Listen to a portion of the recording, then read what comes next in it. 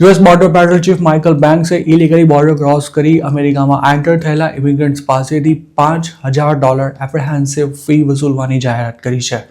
ગુરુવારે એક્સ પર મૂકેલી એક પોસ્ટમાં તેમણે જણાવ્યું હતું કે 14 વર્ષથી વધુ વય ધરાવતા જે લોકો કોઈ ઇન્સ્પેક્શન વિના અમેરિકામાં એન્ટર થયા છે તેમની પાસેથી આ ફી વસૂલવામાં આવશે.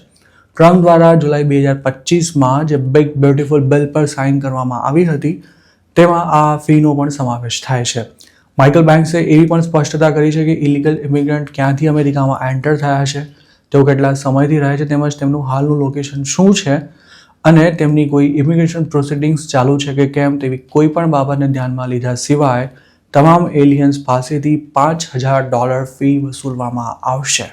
અમેરિકાની સરકારે ફાઇનલ રિમૂવલ ઓર્ડર બાદ પણ યુએસ ન છોડનારા લોકો પાસેથી રોજનો $998 દંડ વસૂલવાનું શરૂ કર્યું છે અને DHS દ્વારા આવા લાખો લોકો પાસેથી દંડ વસૂલાત કરવા માટેની નોટિસ પણ ઇસ્યુ કરવામાં આવી છે, જેમાં 21,500 જેટલા એલિયન્સ તો એવા છે કે જેમને $1 મિલિયનથી પણ વધુનો દંડ ચૂકવવાનો થાય છે. તે માત્ર આવા લોકો પાસેથી $6.1 બિલિયન રિકવરી કાઢવામાં આવી છે. આ લોકોએ લો સૂટ પણ ફાઇલ કર્યો છે, જેમાં તેમના લોયરે કોર્ટ સમક્ષ એવી દલીલ કરી છે કે અરજદારો ફેડરલ લોનું પાલન કરવા માટે તમામ સંભવ પ્રયાસ કરી રહ્યા છે, પણ આટલો મોટો દંડ ભરવો તેમના માટે અશક્ય છે. આ લો સૂટ ગુરુવારે જ ફાઇલ થયો હતો અને તે જ દિવસે બોર્ડર પેટ્રોલ ચીફે ઇલીગલી એન્ટર થયેલા લોકો પાસેથી $5,000 ફી વસૂલવાની જાહેરાત કરી હતી. યુએસ બોર્ડર પેટ્રોલ ચીફે ભલે ફી વસૂલવાની જાહેરાત કરી દીધી હોય, પરંતુ આ ફી કઈ રીતે વસૂલાશે અને જે ઇમિગ્રન્ટ ફી નહીં ચૂકવે તેની સામે શું પગલાં લેવાશે તેને લગતી કોઈ ચોખવટ કરવામાં નથી આવી. એટલું જ નહીં, જે લોકો હવે પછી બોર્ડર પર પકડાશે તેમની પાસેથી $5,000 ફી લેવાશે કે પછી અત્યાર સુધી જેટલા લોકો ઇલીગલી અમેરિકામાં એન્ટર થયા છે તે તમામ પાસેથી ફીની વસૂલાત થશે તે પણ ક્લિયર નથી કરવામાં આવ્યું. જે લોકો ઇલીગલી આવ્યા બાદ હાલ લીગલ સ્ટેટસ પર યુએસમાં રહે છે તેમને પણ $5,000 આપવા પડશે કે કેમ તે સવાલનો પણ કોઈ જવાબ બોર્ડર પેટ્રોલ ચીફની સોશિયલ મીડિયા પોસ્ટ પરથી નથી મળી રહ્યો.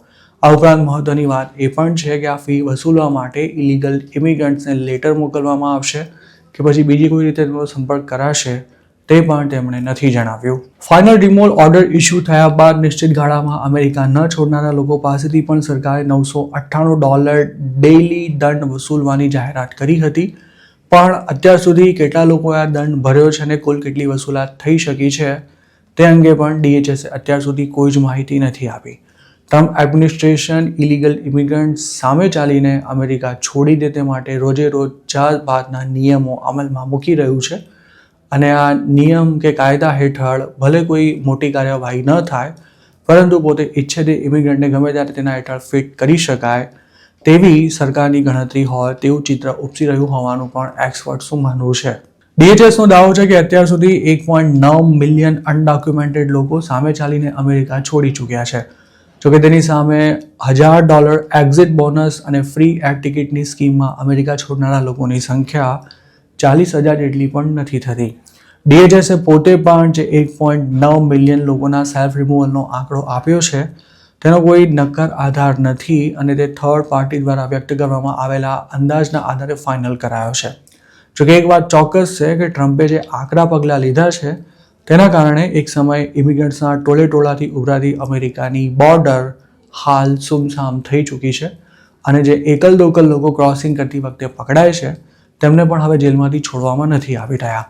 આ ઉપરાંત જેમના જૂના અસાલેમના કેસીસ પેન્ડિંગ છે તેમને પણ ટ્રમ્પે આડકતરી રીતે સ્પષ્ટ મેસેજ આપી દીધો છે કે આવા તમામ લોકોને અમેરિકા છોડવું જ પડશે.